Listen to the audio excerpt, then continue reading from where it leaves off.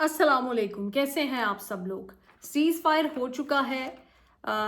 जो अमन पसंद हैं वो सीज़ फायर पे खुश हैं, लेकिन जो गिद्ध हैं, जो वल्चर्स हैं, जो कि दोनों जानिब बॉर्डर्स के लोगों का खून बहता हुआ देखना चाहते थे और अपने जो नफसियाती मसाइल हैं उनका इलाज नहीं कराना चाहते थे, वो इससे उदास हैं और वो टीवी स्क्रीन्स पर आकर एक बार फिर से जंग को सपोर्ट करते दिखाई भी दे रहे हैं। डोनाल्ड ट्रंप को क्यों आगे बढ़कर सीज़ फायर कराना पड़ा, इसके ऊपर बात करूंगी। और इंडिया के जो आर्मी ऑफिशियल्स हैं उनकी बॉडी लैंग्वेज इतनी डाउन क्यों है, इसके ऊपर मैं बात करने जा रही हूँ। सबसे पहले आपको बताती चलूँ कि डोनाल्ड ट्रंप खुद नहीं आए क्योंकि वो आना नहीं चाहते थे, वो तंग आए हुए थे, वो पहले से क्लियरली बता चुके थे वो इन दोनों कंट्रीज से तंग हैं, ये सदियों से लड़ रही हैं। पाकिस्तान गया, पाकिस्तान नहीं गया। क्या पाकिस्तान सऊदी अरब के पास गया? नहीं।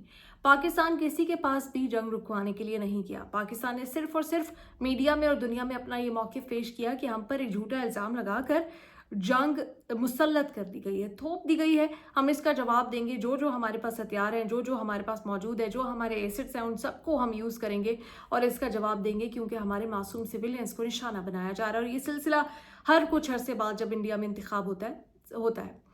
तो फिर कौन गया डोनाल्ड ट्रंप के पास? तो खबर यह है कि डोनाल्ड ट्रंप के पास खुद इंडिया गया, परेशानी में गया। उनको बताया गया कि ये जो जंगी जुनून आपके ऊपर सवार है यूएस ऑफिशियल्स की जानिब से, इसमें क्या होने जा रहा है। पाकिस्तान जो कि कहता है कि मेरा दिफा मजबूत हाथों में है, वो अपने दिफा को मजबूत बनाने के लिए और अपने वतन के दिफा के लिए हर हद तक जाएगा।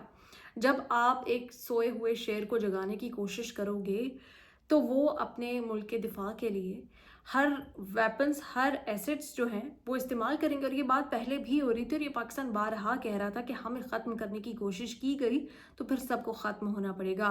पाकिस्तान ने अपने किचन में नहीं रखे हुए अपने जो असलहा है, जो हथियार है, पाकिस्तान ने वो इस्तेमाल करने के लिए रखे हैं। पाकिस्तान ने वो इसी दिन के लिए रखे कि पाकिस्तान पर अगर कोई नाजायज़ हमला करेगा तो पाकिस्तान उसका जवाब देने के लिए रखे थे। वो सब कुछ होने वाला था और एकदम से जब इंडिया तक ये खबर पहुंचती है तो फिर इंडिया हरकत में आता है। इंडिया के जो वज़ीर आज़म है नरेंद्र मोदी, जिनकी आंखों में खून सवार था, सर पे खून सवार था, उनको पता चलता है कि अगर पूरा इंडिया ही ख़त्म हो गया तो ना हुकूमत रहेगी, ना उनकी कुर्सी।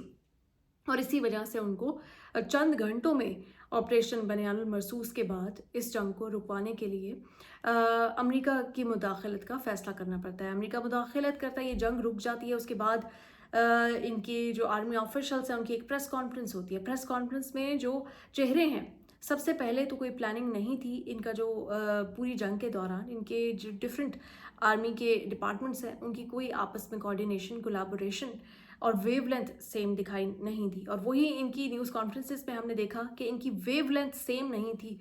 परेशान थे, डिफरेंट वेवलेंथ्स पे थे। लॉसेस अपनी एक्सेप्ट की, राफेल की लॉसेस भी एक्सेप्ट की।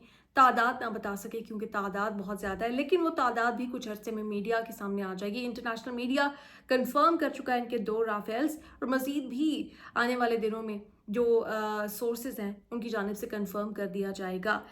ये सब कुछ होने के बावजूद भी इंडिया के मीडिया ने, इंडिया की जो पब्लिक फिगर्स हैं उनकी जानिब से जंग का जो राग अलापना है वो ख़त्म नहीं किया गया। अभी तक भी जंग की बातें की जा रही हैं। ऑल्दो के उन ना समझ लोगों को ये नहीं पता कि ऐसी क्या इंटेलिजेंस रिपोर्ट थी कि अमेरिका और इंडिया को फ़ौरन से सीज़ फायर के लिए सीरियस होना पड़ा। वही इंटेलिजेंस रिपोर्ट है जिनसे मैं और आप डरते हैं कि किसी दिन 2 न्यूक्लियर आर्म्ड स्टेट्स जब जंग में जाएंगे तो पूरा खित्ता जो है इसकी लपेट में आ जाएगा, पूरे खित्ते में आग लग जाएगी और कोई भी जिंदा नहीं बचेगा, ना हम, ना इंडिया के, ना बॉर्डर के इस पार के लोग, ना उस पार के लोग।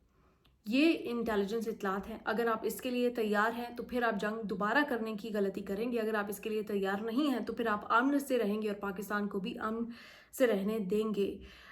ये रिपोर्ट्स आई और उसके बाद अब इंडिया को देख लेना चाहिए कि पाकिस्तान को अकेला करने की जद्दोजहद में इस वक्त अकेला कौन हो चुका है। चाइना से लेके, रशिया से लेके, मिडल ईस्ट, अरब कंट्रीज से लेके अमेरिका तक पाकिस्तान के साथ खड़ा दिखाई दिया। वो फ्रांस जैसे राफेल दिए थे, लेकिन फिर भी इंडिया के साथ नहीं है। सब कंट्रीज से ये ज़रूर कहा कि वो पहलगाम अटैक को कंडेम करते, लेकिन किसी ने भी पाकिस्तान को इसका बराह रास्त इल्ज़ाम नहीं दिया।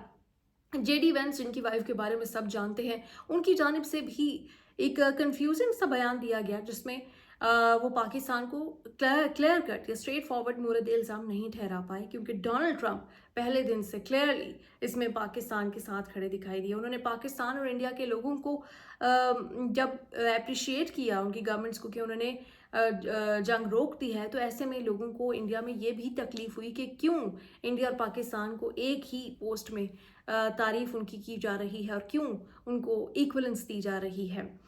پاکستان کے میدانوں کو غیر آباد کرنے کے بعد جھوٹے سٹیٹمنٹس، جھوٹے انٹرویوز، جھوٹی سٹیٹمنٹس چلا کر پاکستان کے جو پی ایس ایل اس کو بدنام کرنے کی کوشش کی گئی، اس میں بھی منہ کی کھانی پڑی کہ اپنا آئی پی ایل بھی اور اپنے جو انٹرنیشنل پلیئرس آئی پی ایل کھیلنے آئے ہوئے تھے وہ بھی ٹراماٹائزڈ ہیں. یہ سب ہتھ کنڈے استعمال کر کے کیا اچیو کیا؟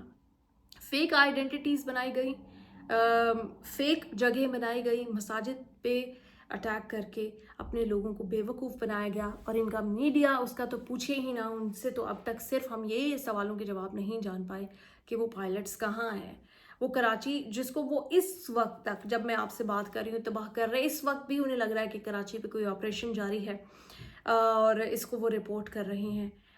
اس کی تباہی کے کوئی مناظر، کوئی فوٹیج، کچھ نہیں وہ دکھا سکے. تو اس وقت انڈیا کو سب سے بڑا خطرہ پاکستان سے نہیں بلکہ انڈیا کو سب سے بڑا خطرہ اپنی عوام سے ہے، جو کہ اپنا دماغ نہیں استعمال کر رہی، اپنے میڈیا سے ہے جس میں صرف اور صرف جھوٹ کی گنجائش ہے، جو سچ کے علاوہ سب بولتا ہے. اپنی گورنمنٹ سے ہے جو کہ اپنی سیاست کے لیے، اپنی کرسی کے لیے ہر حد تک جانے کے لیے تیار ہے. اس وقت انڈیا واقعی بہت خطرے میں ہے. پاکستان محفوظ ہے، پاکستان کام ہے، پاکستان یونائٹڈ ہے تھینکس ٹو نریندر مودی کہ وہ جو پولرائزیشن پاکستان میں کچھ عرصے سے دیکھی جا رہی تھی وہ بالکل ختم ہو گئی ہے. پوری قوم پاکستان کے جھنڈے کے تلے متحد ہو چکی ہے. تمام ہی لوگ پاکستان کی آرمی کو، پاکستان کی ایئر فورس کو سلام پیش کر رہے ہیں. اور پاکستان کی ایئر فورس نے تو دنیا بھر کو بتا دیا ہے کہ دنیا کی جو بیسٹ ایئر فورس اس وقت اگر کوئی ہے تو وہ پاکستان ایئر فورس ہے.